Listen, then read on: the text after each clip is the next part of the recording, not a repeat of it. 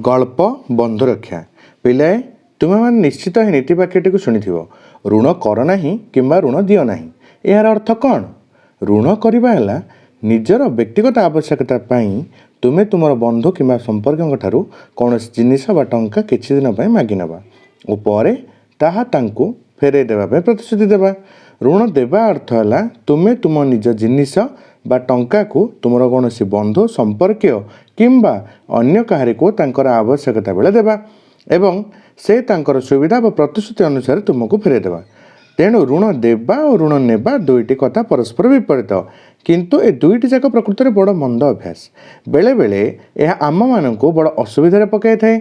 जदि तुम्हें तुम बंधुकठार कौन ऋण आनी ठीक समय फेराई न पार तेबे तुम असावधानता अवहेला एपरिक तुम असहाय अवस्था जो तुम बंधु असुविधार सम्मुखीन हो पारती। याद्वारा तुम बंधुत्व उपर आँच आसीपे। अनेक समय एपरी अभ्यास उत्तम बंधु मानक शत्रु परिणत कर दे थाए।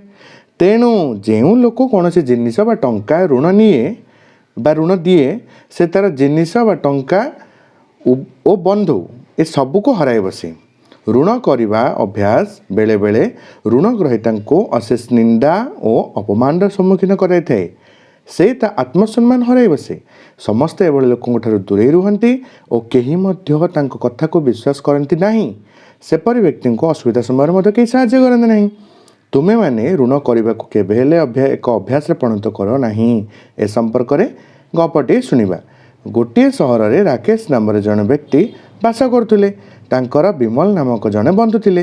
राकेश विमल अधिकांश समय टंका ऋण नियंती मात्र ठीक समय टंका परिशोध कर पारती नहीं।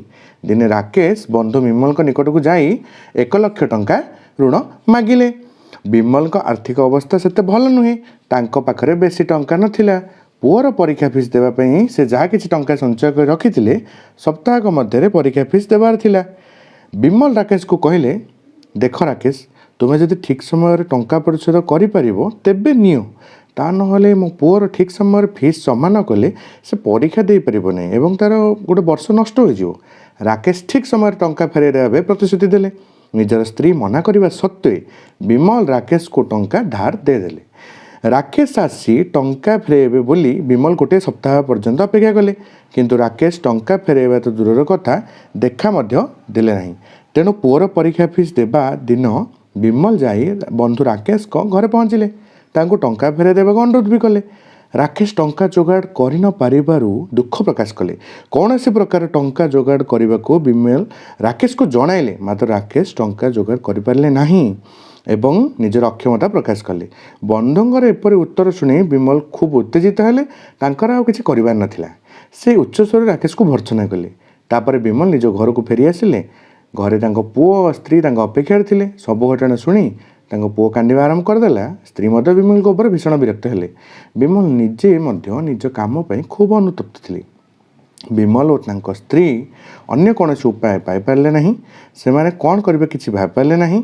कपरी पुअर परीक्षा फीस जोगाड़ करेंगे किसी चिंता कर पारे नहीं। पुओ गोटे मूल्यवान वर्ष हरइब सेपरी कौन मूल्यवान जिनपतर भी नाला जहाँकि से बिक्री कर पुअर परीक्षा फीस जोगाड़ कर हाथ समय खूब कम थिला। अन्य उपाय नक स्वामी स्त्री उभय महाजन निकट को गले एवं निजर घर को बंधक रखी से 1 लाख टंका ऋण आने को चेष्टा कले। यहीपरि से अति असुविधा और अप्रीतिकर परिस्थितिर सम्मुखीन होगा पड़ा। राकेश निजर कर्म निजक खूब लज्जित मन कले। बंधु विमल को घर को जावाई सत्साहस भी नाला। विमल राकेश को घृणा करने को लगे। बहु दिन बंधुत्व एक घृणा और शत्रुतार परिणत है। बंधु रक्षा हो पारा नहीं। ऋण करवा और ऋण देवा केते बड़ खराब अभ्यास बर्तमान तुम्हें निश्चित बुझीपार। तेणु तुम्हें जदि सुखी होगापी चाहता तेबे केबे हेले काहाटा ऋण न करने चेष्टा कर। सर्वदा निज आय को चाह व्यय कर। व्यय कर निज आय को चाह असुविधा केबे पड़ो नहीं। डिच डिच bye bye like share subscribe करदब।